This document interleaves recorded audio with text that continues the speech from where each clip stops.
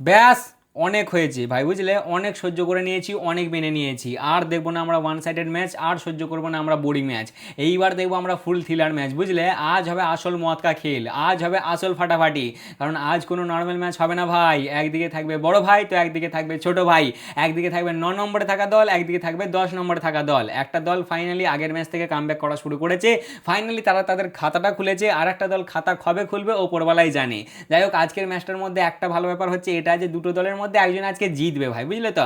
বৃষ্টির কোনো আশা নাই যে বৃষ্টিতে ধুয়ে যাবে, আজকে একজন না একজন জিতবে। ওফ ভাই, কে কে আর যে কবে খাতাটা খুলবে ওপরওয়ালাই জানে। লাস্ট 4টে ম্যাচ ধরে ভাবে আসছি যে এইবার খাতা খুলবে, এইবার খাতা খুলবে। অন্যান্য টিমগুলো ভাই টপে যাওয়ার লেগে মারামারি করছে, আর কে কে আর এখনো খাতাই খুলতে পারেনি এই টুর্নামেন্টে। মানে আলাগই লেভেলের চলছে, বুঝলে তো? তবে আজ মজা তো আসবে ভাই, একটা বিশাল ম্যাচ হতে চলেছে। কারণ সিএসকে অলরেডি কামব্যাক করা শুরু করে দিয়েছে, আর শোনা যাচ্ছে এই ম্যাচে নাকি কেকেআরের পাথিরানা খেলতে পারে, সেই নিয়েও আলোচনা করব। আবার এইদিকে শোনা যাচ্ছে ধোনিদা খেলতে পারে, তাহলে আবার কি লাগে ভাই, এই নিয়ে আলোচনা হবে। কেমন হতে পারে দুটো দলের প্লেইং ইলেভেন, কারা জিততে চলেছে, টস জিতলে কি করা উচিত হবে, আচ্ছা হেড টু হেড কেমন রেকর্ড আছে, এর আগের ম্যাচগুলোর কি রেকর্ড আছে, সেই নিয়ে আলোচনা হবে ছোট করে। তাহলে চলো আর বেশ না বকে ভাট, আজকের ভিডিওটা শুরু করা যাক। যারা চ্যানেলে নতুন আছো চ্যানেলটা সাবস্ক্রাইব করে নিও, অবশ্যই সাবস্ক্রাইব করে নেবে। আর যারা ফেসবুকে দেখছো অবশ্যই ফলো করে নেবে। আজকের ম্যাচটা সব থেকে ভালো দিক হচ্ছে ভাই, আজকে কেউ না কেউ তো জিতবে। একজন আছে 9 নম্বরে, একজন আছে 10 নম্বরে। একজন সমানে 4টে ম্যাচ হেরে আসছে, আর একজন 4টের মধ্যে একটা জিতেছে, আর ভালোভাবে জিতেছে ভাই, ঠিক আছে? আবার প্রথমে যদি আসি কেকেআরের কাছে, কেকেআর তাদের প্রথম ম্যাচ এমআইয়ের সামনে ভাই হেরে আসছে 6 উইকেটে, ঠিক আছে? তারপরে হায়দ্রাবাদের বিপক্ষে হেরে আসছে 65 রানে। তারপরে পাঞ্জাবের বিপক্ষে একটা দানের পয়েন্ট পেয়েছে ভাই, ধোয়া পয়েন্ট, ঠিক আছে? একটাই হয়েছে আপাতত, সেটাতে ওরা খাতা খুলেছিল। আর তারপরে লাস্ট ম্যাচ তোমার এলএসজির বিপক্ষে হেরে আসছে 3 উইকেটে, যেটা অলমোস্ট জিতেই গিয়েছিল, অলমোস্ট পকেটে ঢুকেই গিয়েছিল, বাট মুকুল চৌধুরী এসে কেড়ে নিয়ে নিয়েছে। আর উল্টো দিকে যদি দেখো সিএসকে কে, তাহলে তারা প্রথম ম্যাচ রাজস্থানের বিপক্ষে ভাই 8 উইকেটে হেরে আসছে 47 বল থাকতে থাকতে। তারপরেই তোমার পাঞ্জাবের বিপক্ষে 5 উইকেটে হেরে আসছে 8 বল থাকতে থাকতে। তারপরেই তোমার আরসিবির বিপক্ষে 43 রানে হেরে আসছে। আর তারপরে ডিসির বিপক্ষে, আরে হোয়াট এ ম্যাচ ভাই, হেভি খেলেছে এই ম্যাচটাই সিএসকে, বুঝলে? সিএসকে বানিয়েছিল 212 রান 2 উইকেটে, সেখানে ডিসি তোমার 189 রানেই প্যাক হয়ে গিয়েছিল এবং 23 রানে এই ম্যাচটা জিতেছিল। এরা ফাইনালি খাতা খুলে ফেলেছে, বড় ভাইরা খাতা খুলে ফেলেছে, বাট ছোট ভাইরা কি করবে আজ সেটাই দেখার বিষয় হবে। টস জিতলে আমার মনে হয় ফার্স্টে বোলিংই নেবে, যদিও এর আগের ম্যাচে চেন্নাই ফার্স্টে ব্যাটিং করেই জিতেছে, জানি না কি করবে, বাট তারপরেও মনে হচ্ছে টস জিতলে ফার্স্টে বোলিংই নিতে পারে। হেড টু হেড রেকর্ডে এখন অবধি 33টা ম্যাচ হয়েছে এই দুটো দলের মধ্যে, যেখানে সিএসকে জিতেছে 21টা এবং কেকেআর জিতেছে 12টা, এবং তোমার নেট রান নো রেজাল্ট ছিল একটা। আর তাছাড়াও তোমার চেপকেও চেন্নাইয়ের রেকর্ডটাই একটু ভারী আছে, ঠিক আছে? দেখা যাক কি হয়। যদি বলো আমার প্রেডিকশন, পার্সোনালি আমার মন তো বলছে ভাই যে কেকেআর হয়তো আজকে খাতা খুলতে পারবে, বাট আমার দিমাগ বলছে যে না, চেন্নাই হারিয়ে দেবে। ভাই দোগলাগিরি করবো না, আমার মনে হচ্ছে আজকের ম্যাচটা চেন্নাই জিততে পারে, ঠিক আছে? বাট আমি চাই যে কেকেআর খাতাটা খুলুক। সবাই টুর্নামেন্টে খাতা খুলে দিয়েছে, 4-5টা করে জিত হয়ে গেছে ইয়ার। কেকেআর হচ্ছে প্রথম টিম যারা এখনো এই টুর্নামেন্টে খাতা খুলেনি, আর পাঞ্জাবি একমাত্র টিম বাকি আছে যারা এখনো হারেনি গো, মানে কেউ হারাতে পারেনি ওদেরকে। কালকে রাতে তো ভাই হেরে গেছে রাজস্থান তোমার হায়দ্রাবাদের কাছে। দেখা যাক ওরকমই যদি কিছু আজকে করে দেয় কেকেআর, তাহলে তো মজা এসে যাবে। এইবার যদি আসি প্লেইং ইলেভেনের দিকে, সবার প্রথমেই আসা যাক সিএসকের কাছে। শোনা তো যাচ্ছিল ভাই যে ধোনিদা ফিট হয়ে গেছে এবং এই ম্যাচটা থেকে খেলতে পারে, কিন্তু আমার কথা হচ্ছে তাহলে খেলবে কোথায়, বের করবে কাকে? দেখো প্রথমেই ওপেনিং সঞ্জু স্যামসনের সাথে গায়কোয়াড়, ঠিক আছে? গায়কোয়াড়কেই আমার মনে হয় ওপেনিং করাবে, যতই হোক ভাই ক্যাপ্টেন, ওনাকে তো সরাবে না। হ্যাঁ পারফরমেন্স খারাপ যাচ্ছে, লাস্ট 4টে ম্যাচে একবারে জঘন্য পারফরমেন্স, মনে হয় এখনও এই টুর্নামেন্টে 60 রান বানাতে পারেনি, বাট তারপরেও ক্যাপ্টেন মনে হয় না 4টে ম্যাচের পরে বসাবে বলে। সঞ্জুদার সাথে তোমার গায়কোয়াড়দারই ওপেনিং, ঠিক আছে? 3 নম্বরে মাত্রে, 4 নম্বরে হচ্ছে তোমার সারফরাজ, 5 নম্বরে দুবে, 6 নম্বরে ব্রেভিস। তাদের ব্রেভিস তো আগের ম্যাচ থেকেই ফিট হয়ে গেছে, আর সেটা থেকেই তারা আরও চেকে গেছে। আচ্ছা এরপরেই তোমার 7 নম্বরে জেমি ওভারটন, সিএসকে বয় ভাই, এইটা একদম জি জান ঝুঁকে দেয়, যেমন ব্যাটিং সেরকম বোলিং, ছেলেটা একবারে নিজের 200% দিচ্ছে, ঠিক আছে? Jamie Overton. 8 নম্বরে নূর। আচ্ছা 9 নম্বরে AK-47, 10 নম্বরে গুরজপনীত, 11 নম্বরে খালিল, এবং এর আগের ম্যাচে ইম্প্যাক্ট প্লেয়ার খেলিয়েছিল তোমার আকিল হোসেনকে।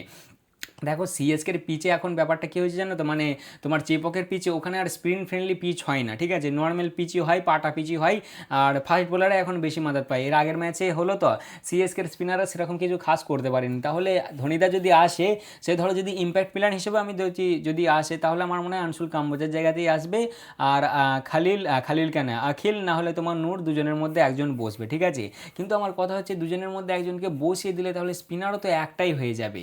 এটা আমি বেশ কনফিউজ হয়ে যাচ্ছি কাকে বসাবে, একটা ফাস্ট বোলার বসাবে, সেটাও তো ভাই মনে হচ্ছে না। গুরজাপনিত ভালো পারফরমেন্স দিয়েছে, খালিলও ভালোই করে আসছে, জেমি ওভারটনও ভালো করে আসছে, এই তিনটি এদের মেন ফাস্ট বোলার। দুটো স্পিনার হচ্ছে আনসুল কাম্বোজ আছে, মনে হচ্ছে না চারটে ফাস্ট বোলার একটা স্পিনারই বসবে মনে হচ্ছে, বুঝলে। দেখা যাক এবার কি হয়।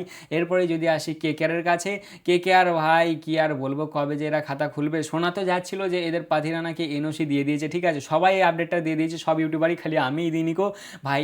এটা খবর বেরিয়েছে যে এদের পাথিরা নাকি এনওসি দিয়ে দিয়েছে, কিন্তু আমি কেকেআরের কোনো জায়গায় বা সোশ্যাল মিডিয়ার কোথায় দেখলাম না যে এখনও সে জয়েন করেছে কেকেআরকে। এনওসি অবশ্যই সে পেয়েছে, বাট কেকেআরকে এখনও জয়েন করেনি। সোশ্যাল মিডিয়ায় তো পুরো ছড়িয়ে গেছে যে আজকের ম্যাচ পাথিরানা খেলতে চলেছে, বাট আমার মনে হচ্ছে না ভাই পাথিরানা খেলবে বলে, বুঝলে। সে এখনও মনেই হয় না যে কেকেআরের সাথে জয়েন হয়েছে। জয়েন হলে তো ভাই কিছু তো পোস্ট কেকেআর করবে, কোথাও কোনো পোস্ট দেখতেই পাচ্ছি না। দেখা যাক কী হয়।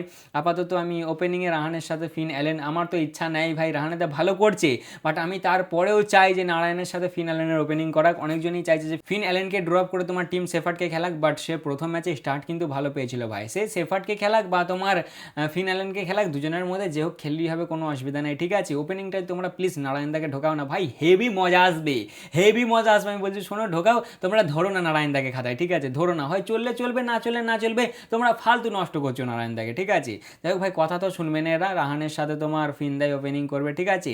3 নম্বরে রঘুবংশী, 4 নম্বরে ক্যামেরন গ্রিন। ক্যামেরন গ্রিন তো আগের ম্যাচ থেকে বল করাও শুরু করেছে, ওকে প্রেসারে বল করতে হচ্ছে ভাই, বুঝলে। অন্য জায়গায় হলে মনে হয় না ও বল করতো বলে। যাই হোক ভাই, এখন ফিটও হয়ে গেছে। তোমার 4 নম্বরে গ্রিনই ভালো পারফরমেন্স দিবি ভাই আজকে প্লিজ, ঠিক আছে, টেস্ট ক্রিকেট দেখায় না যেন আজকে। 5 নম্বর হচ্ছে তোমার রিঙ্কুদার কাছ থেকে একটু ভালো পারফরমেন্স আমরা আশা করি। রিঙ্কুদা এই লেভেলের পারফরমেন্স দিলে হবে না, তুমি একটা ফিনিশার রিঙ্কুদা, তুমি ওরকম করে খেললে কি করে হবে। অ্যাটলিস্ট 170-80 স্ট্রাইক রেটে তো খেলো, ওই 150 140 ওটা চলবে না রিঙ্কুদা। যাই হোক ভাই, আপাতত 5 নম্বরে রিঙ্কুদা। 6 নম্বরে রাহমান পাওয়েল, ঠিক আছে, পাওয়েলকে খেলাতেই হবে, পাওয়েল ভালো পারফরমেন্স দিয়েছে প্রথম ম্যাচে। 7 নম্বরে তেজাসবিকে প্লিজ, আমি তো লাস্ট 3-4 ম্যাচ ধরে এদের কাছে রিকোয়েস্ট করছি যে প্লিজ তেজাসবিকে খেলাও, তোমাদের কাছেও আছে মুকুল চৌধুরী, বাট তোমরা ইউজ করছো না তাকে, চান্স দাও ভাই। দেখো কালকে হায়দ্রাবাদ চান্স দিল তো নতুন দুটো প্লেয়ারকে, তারা পারফরমেন্স দিল তো, ম্যাচ জিতে দেখালো তো। দেখো ইয়েকে হারিয়ে দিল ওরা, রাজস্থান রয়্যালসকে, যাকে কেউ হারাতে পারছিল না, কোনো বোলিং লাইন আপ আটকাতে পারছিল না, তাদেরকে ওরা হারিয়ে দিল ভাই। প্রথম ওভারেই 3টে উইকেট, কি পারফরমেন্স দিলে একজন, তোমাদেরই তো এক্স প্লেয়ার সাকিব হোসেন, তোমাদেরই তো এক্স প্লেয়ার, দেখো চান্স দিল, কেমন পারফরমেন্স দিল।